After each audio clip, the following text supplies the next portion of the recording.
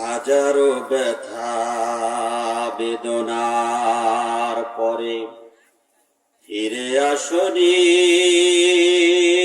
তুমি আপন ঘরে। দিনের আলো তুমি ছড়িয়ে দিতে চলে গেলে মদিনায় মক্কা ছেড়ে। হে রাসূল তোমাকে ভুলি আমি কেমন করে, বলো তোমাকে ভুলি আমি কেমন করে।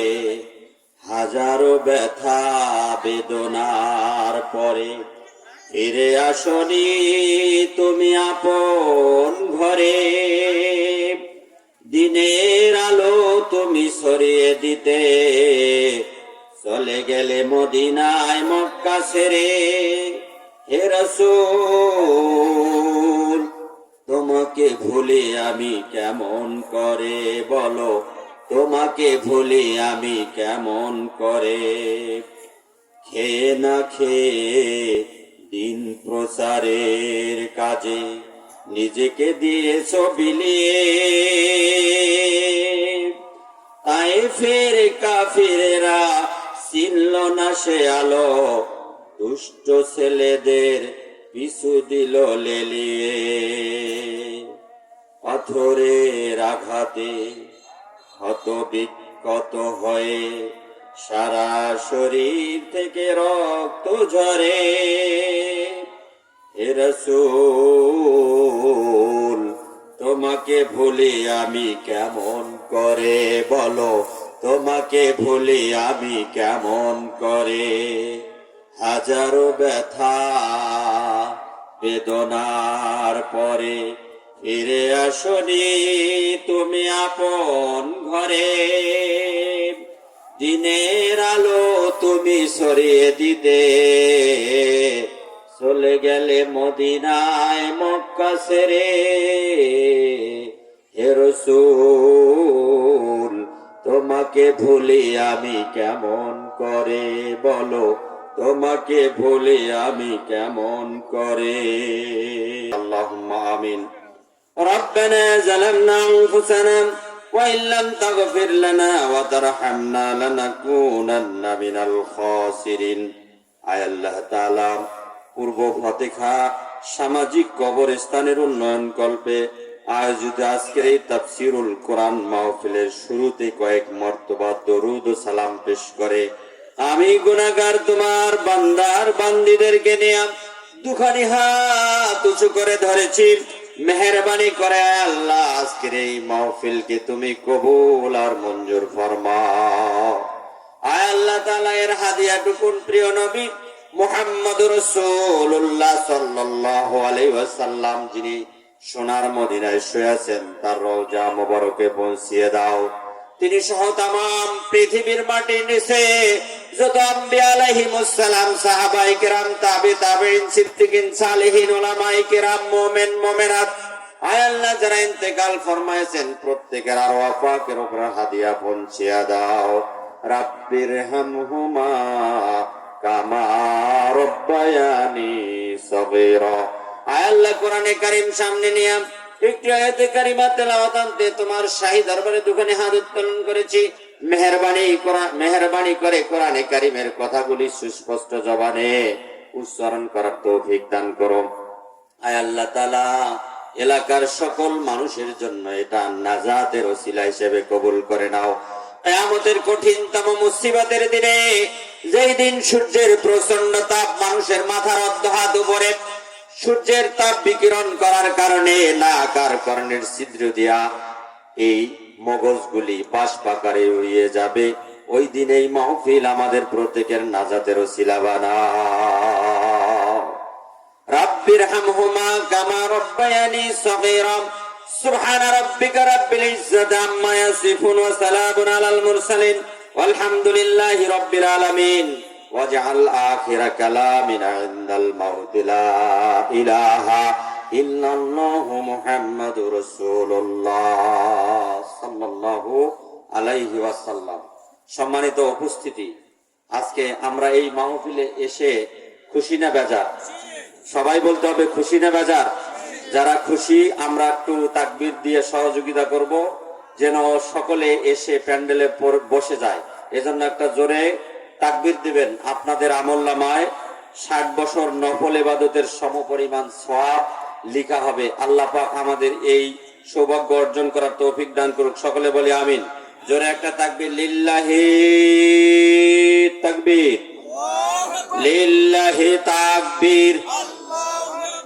আল কোরআনের আলো সারা বিশ্বে জালো, কোরআন হাদিস যেখানে, কোরআন হাদিস নাই যেখানে, মদ জুয়া যেখানে, নারী ধর্ষণ যেখানে, সিটার বাটপার যেখানে, লিল্লাহি তাকবীর। মারহাবা। সম্মানিত উপস্থিতি, আজকের এই তাফসীরুল কোরআন মাহফিলের সম্মানিত সভাপতি জনাব মাওলানা মোহাম্মদ আব্দুল হাকিম সাহেব, আমির বাংলাদেশ জামাত ইসলামী 2 নং সোনারায় ইউনিয়ন শাখা, আল্লাহ পাক তাকে এই মাহফিলের সভাপতিত্ব করার কারণে তার জীবনের গুনাহখাতা মাফ করুক। সকলে বলে আমিন। এবং শেষ ঠিকানা জান্নাত হোক। সকলে বলে আমিন। আল্লাহ রাব্বুল আলামিন কোরআনে কারিমে বলেছেন, যালিকাল কিতাব লা রাইবা ফি, এটা এমন একটি গ্রন্থ, নো ডাউট ইন ইট, এর ভিতরে কোনো সন্দেহ নাই, ভুল ভ্রান্তি নাই, কোনো বাটপারি চিটারি কিছু নাই। এই কোরআন দিয়ে সমাজ, রাষ্ট্র, দেশ পরিচালিত হলে সমাজটা হবে সোনার সমাজে পরিণত। আর যে মানুষগুলি এগুলি অনুসরণ করবে, কোরআনের ইত্তেবা করবে, অনুসরণ করবে, তারা হবে সোনার মানুষে পরিণত। জোরে বলেন ঠিক না বেঠিক? ও আমার ভাইরা, একটা উদাহরণ, সংক্ষিপ্ত ভাবে একটা উদাহরণ দেই।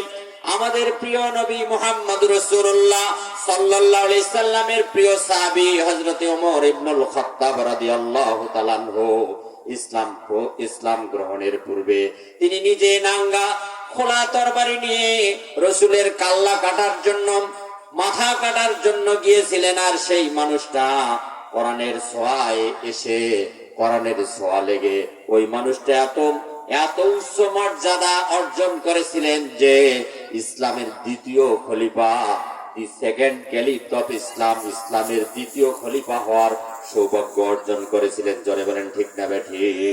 জোরে বলেন ঠিক না বেঠিক? সুতরাং আপনি আমি যদি কোরআন অনুসরণ করি, আমাদেরও কপাল খুলে যাবে, কোনো সন্দেহ নেই। কিন্তু আমরা কপাল পরা মুসলমান, আমাদের এই কোরআন থেকে অনেক দূরে। আমরা কোরআন পড়তে জানি না, কোরআনের অর্থ জানি না, কোরআনের ব্যাখ্যা, বিশ্লেষণ, তাফসীর কিচ্ছু জানি না। কিন্তু আমরা ফতোয়া দেওয়ার সময় 100 জোরে বলেন ঠিক না বেঠিক? ফতোয়া দেওয়ার সময় আমরা বলি যে এই কোরআন দিয়ে সমাজ, রাষ্ট্র, দেশ চলবে না। এরা হচ্ছে আবু জেহেলের উত্তরসূরি, এরা হচ্ছে বদমাইশ, এরা হচ্ছে সেই ফেরাউন, নমরুদ, হামান, কারুন এবং পৃথিবীতে যত নৈরাজ্যকারী, এই নৈরাজ্যকারীদের উত্তরসূরি হলো এরা। এরা এই শেখানো কথাগুলি বলে আর কোরআন থেকে মানুষকে দূরে সরার জন্য পায় তারা খোঁজে। জোরে বলেন ঠিক না বেঠিক? আরো জোরে বলেন ঠিক না বেঠিক? সুতরাং আমাদেরকে বুঝতে হবে, এই সকল অপপ্রচার থেকে আমাদেরকে রুখে দাঁড়াতে হবে। কোরআন দিয়ে একবার আমরা সমাজটাকে চালু করে দেখতে চাই, সমাজ ভালো হয় কি হয় না এটা আমরা একবার দেখতে চাই। জোরে বলেন ঠিক না বেঠিক? সুতরাং আসুন আমরা কোরআন থেকে কথা শুনবো। আল্লাহ পাক আমাদের সকলকে তৌফিক ইনায়েত করুক। জোরে বলেন আমিন। আমি আপনাদের সামনে কোরআনে কারিমের একটি আয়াতে কারিমা তেলাওয়াত করেছি। এটি হচ্ছে মহাগ্রন্থ আল কোরআনে কারিমের একটি গুরুত্বপূর্ণ আয়াত। এটি হচ্ছে মহাগ্রন্থ আল কোরআনে কারিম এর 3 নম্বর সূরার 104 নম্বর আয়াত আপনাদের সামনে তেলাওয়াত করেছি। আল্লাহ যেন এখান থেকে কিছু কথা বলার তৌফিক দান করেন। জোরে বলেন আমিন। আল্লাহ রাব্বুল আলামিন বলেছেন, ওয়াল তাকুম মিনকুম উম্মাতুন ইয়াদউনা ইলাল খায়র ওয়া ইয়া'মুরুনা বিল মা'রুফি ওয়া ইয়ানহাউনা আনিল মুনকার ওয়া উলাইকা হুমুল মুফলিহুন। আল্লাহু আকবার। আল্লাহ রাব্বুল আলামিন বলেন, ওয়াল তাকুম মিনকুম উম্মাতুন ইয়াদউনা ইলাল খায়র, অর্থাৎ তোমাদের মধ্যে এমন এক সম্প্রদায় থাকা উচিত। আল্লাহ বলছেন তোমাদের মধ্যে এমন এক সম্প্রদায় এমন একটা জাতি, এমন একটা গোষ্ঠী থাকা দরকার যারা কল্যাণের দিকে আহ্বান করে, ভালো কাজের দিকে মানুষকে আহ্বান করে, সৎ কাজের দিকে মানুষকে আহ্বান করে, আর অসৎ কাজে নিষেধ করে। আর তারাই হবে সফল কাম বা বিজয়ী। আমি যে আয়াতটা তেলাওয়াত করেছি এর সরল অর্থ হলো, আল্লাহ পাক বলেছেন ওয়াল তাকুম মিনকুম উম্মাতুন ইয়াদউনা ইলাল খায়র, তোমাদের মধ্যে এমন কিছু লোক থাকতেই হবে, এমন কিছু লোক থাকতেই হবে, এটা জরুরি কথা। আল্লাহ পাক বলছেন যে তোমাদের মধ্যে এমন কিছু লোক অবশ্যই থাকতেই হবে যাদের কাজ হলো ইয়াদউনা ইলাল খায়র, মানুষকে ভালো কাজের দিকে আহ্বান করবে, মানুষকে ভালো কাজের দিকে উদ্বুদ্ধ করবে। এই কাজটা আল্লাহ রাব্বুল আলামিন মানুষকে দায়িত্ব দিয়েছেন। মানুষের মধ্যে অবশ্যই একটা দল থাকতে হবে, একটা গোষ্ঠী থাকতে হবে, একটা সম্প্রদায় থাকতে হবে যাদের কাজ হলো তারা মানুষকে সৎ কাজের দিকে আহ্বান করবে। জোরে বলেন ঠিক না বেঠিক? এই সৎ কাজের দিকে আহ্বান করা এটা আল্লাহর পক্ষ থেকে নৈতিক দায়িত্ব। কেউ যদি এটাকে অস্বীকার করে তাহলে সে যত বড় ঈমানের দাবি করুক, আল্লাহর এই কোরআনের ভাষায় সে ঈমানদার দাবি করলে আল্লাহর কাছে গ্রহণযোগ্যতা থাকবে না। জোরে বলেন ঠিক না বেঠিক?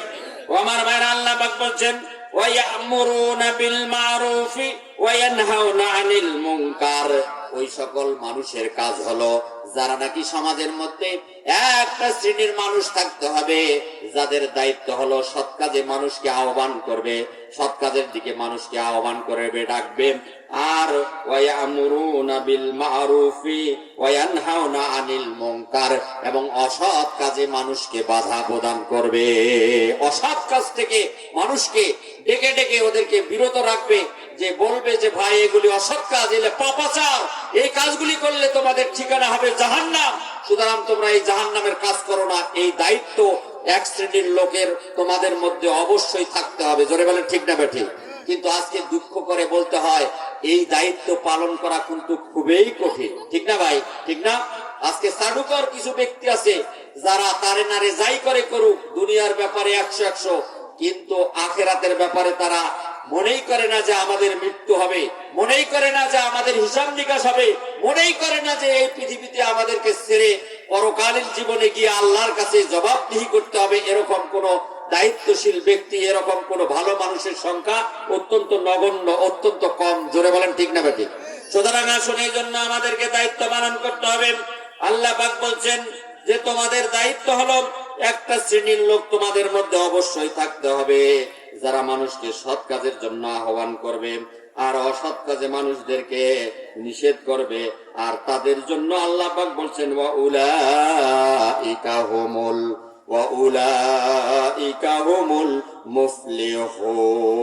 মুফলিহুন, যারা নাকি সমাজের মধ্যে এই কাজগুলি করবে, যারা সমাজের মধ্যে এই দায়িত্ব পালন করবে, সৎ কাজের আদেশ করবে, অসৎ কাজে মানুষকে বাধা দিবে, ওরাই হলো তোমাদের মধ্যে সফল কাম বিজয়ী। জোরে বলেন সুবহানাল্লাহ। তাহলে বিজয় অর্জন করতে গেলে কি গুণ থাকতে হবে? দুইটা গুণ থাকতে হবে। আমাদেরকে ঈমান আনার পরে একটা শ্রেণীর লোক তোমাদের মধ্যে থাকতেই হবে, তারা ঈমান আনার পরে দায়িত্ব পালন করবে দুইটা। কয়টা দায়িত্ব? দুইটা দায়িত্ব। এক নম্বর দায়িত্ব হলো মানুষকে সৎ কাজের জন্য আহ্বান করা, ভালো কাজের জন্য উদ্বুদ্ধ করা, ভালো কাজের জন্য উৎসাহিত করা, ভালো কাজ যেভাবেই হোক সহযোগিতা করা।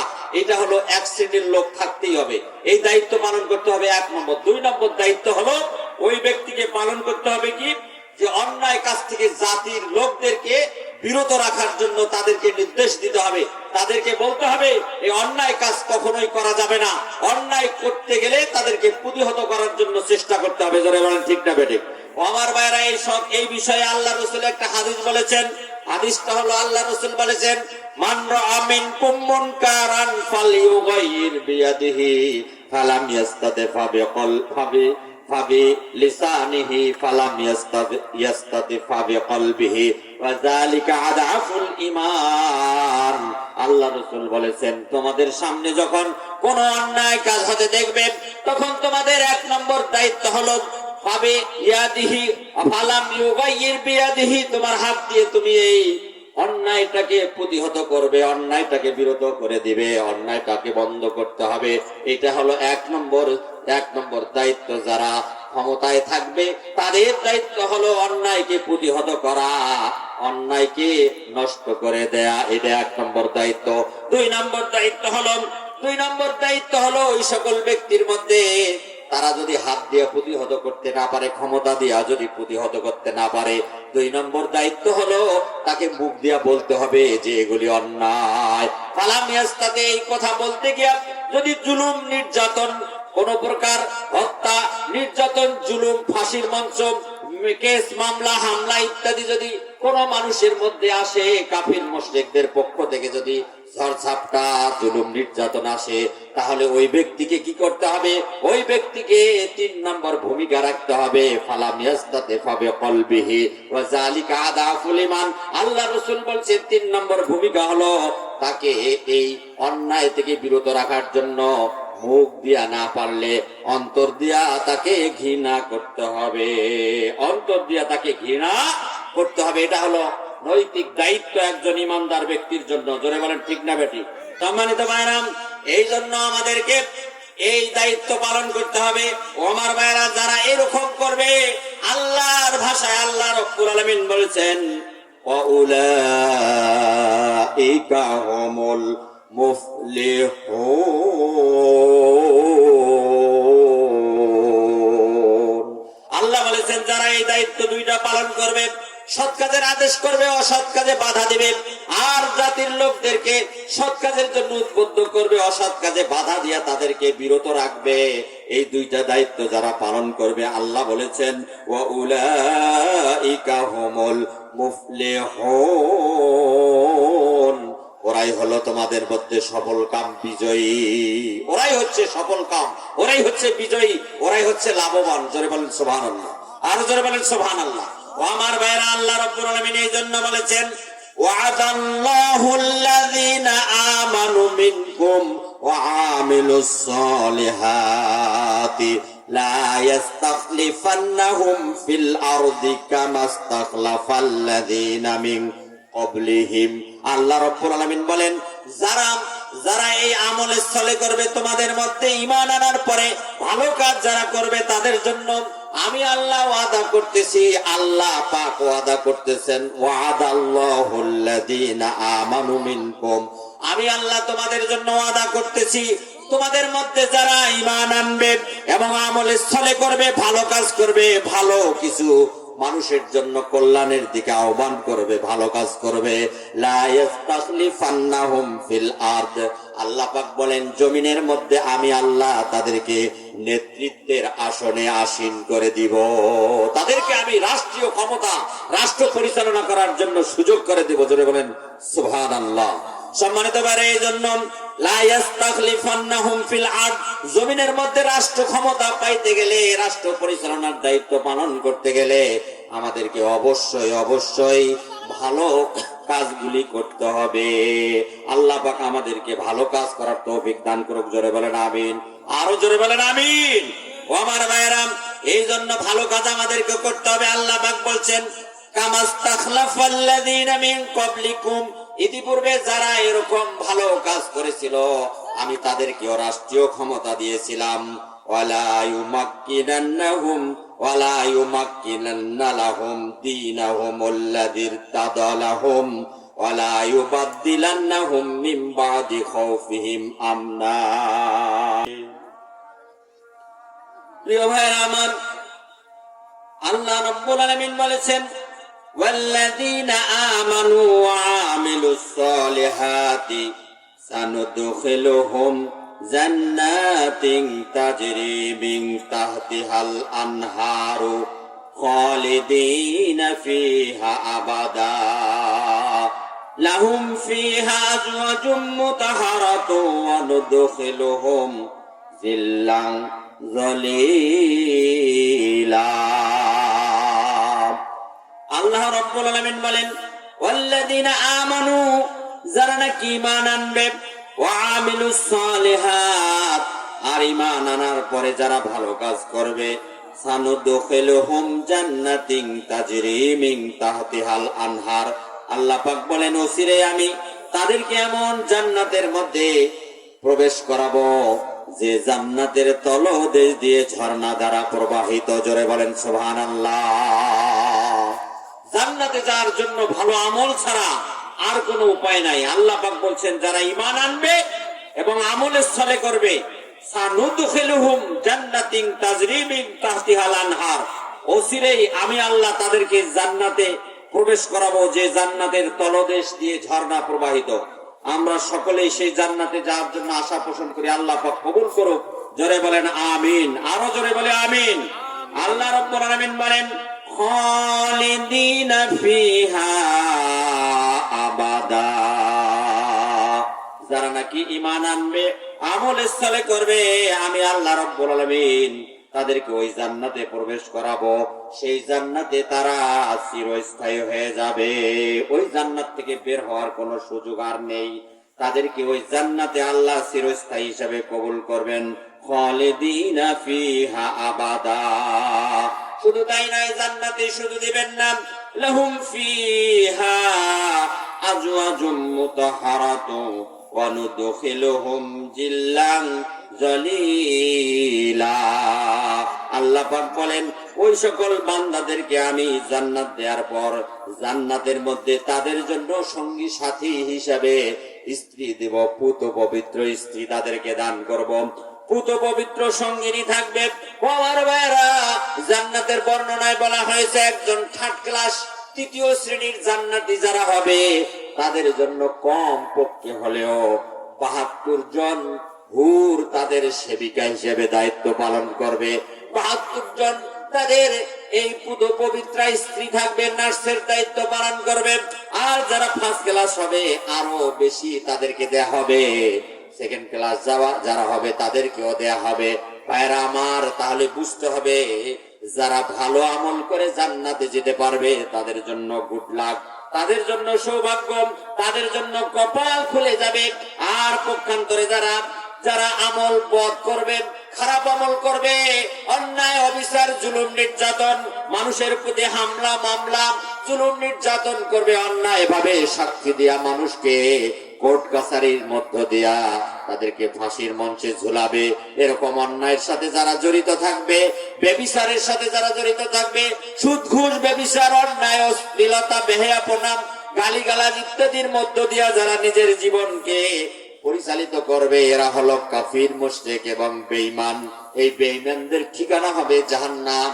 আর জাহান্নামটা হবে অত্যন্ত কষ্টকর জায়গা, যেখানে অশান্তি আর অশান্তি। আল্লাহ পাক আমাদের সকলকে অশান্তির জায়গা থেকে হেফাজত করুক। সকলে বলে আমিন।